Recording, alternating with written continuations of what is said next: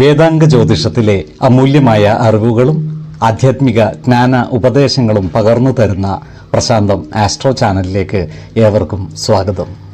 ഈ ചാനൽ ഇതുവരെയും സബ്സ്ക്രൈബ് ചെയ്യാത്തവർ ഇപ്പോൾ തന്നെ സബ്സ്ക്രൈബ് ചെയ്യുക.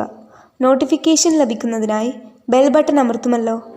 ഒപ്പം ചാനൽ ലൈക്ക് ചെയ്യുക, ഷെയർ ചെയ്യുക, കമൻറ്റ് ചെയ്യുക. കൊല്ലവർഷം 1200 ആണ്ടിലെ മകര സംക്രമം പുണർദം നക്ഷത്രത്തിലാണ്.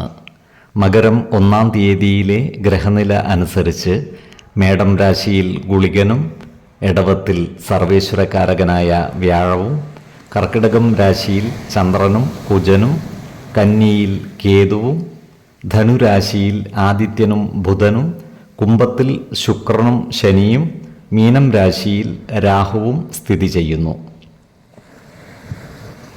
രോഹിണി നക്ഷത്രത്തിൽ ജനിച്ചവർക്ക് മകരമാസം പൊതുവെ ഗുണദോഷ സമ്മിശ്രമായിരിക്കും. ഇവർക്ക് പ്രവർത്തന മേഖലകളിൽ അപ്രതീക്ഷിതമായ ചില പ്രശ്നങ്ങളെ അഭിമുഖീകരിക്കേണ്ടതായി വരുവാൻ ഇടയുണ്ട്.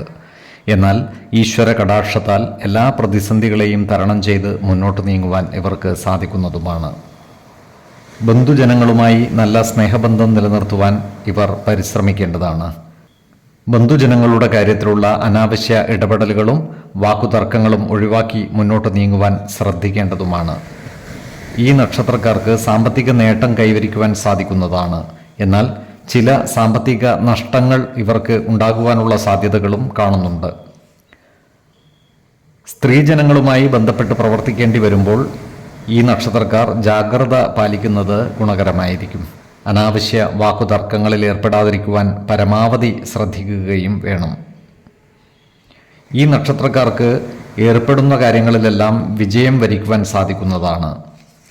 ഇവർക്ക് കുടുംബത്തിൽ സുഖവും സമാധാനവും കൈവരുന്നതുമാണ്. ഈ നക്ഷത്രക്കാരായ വിദ്യാർത്ഥികൾക്കും മറ്റു പഠിതാക്കൾക്കും കാര്യങ്ങൾ അനുകൂലമാണ്. ഇവർക്ക് ഉപരിപഠനത്തിനായി വിദേശ രാജ്യങ്ങളിലേക്ക് പോകുവാൻ അവസരം ഒത്തുവരുന്നതുമാണ്.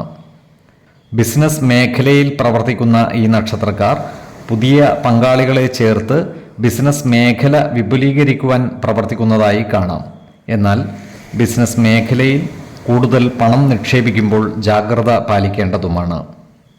ആരോഗ്യകാര്യങ്ങളിലും ഈ നക്ഷത്രക്കാർ ഒരു പ്രത്യേക ശ്രദ്ധ പുലർത്തുന്നത് ഗുണകരമായിരിക്കും.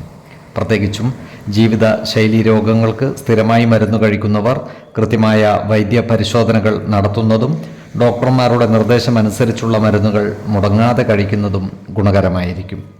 5, 16, 30 തീയതികൾ അനുകൂലമാണ്.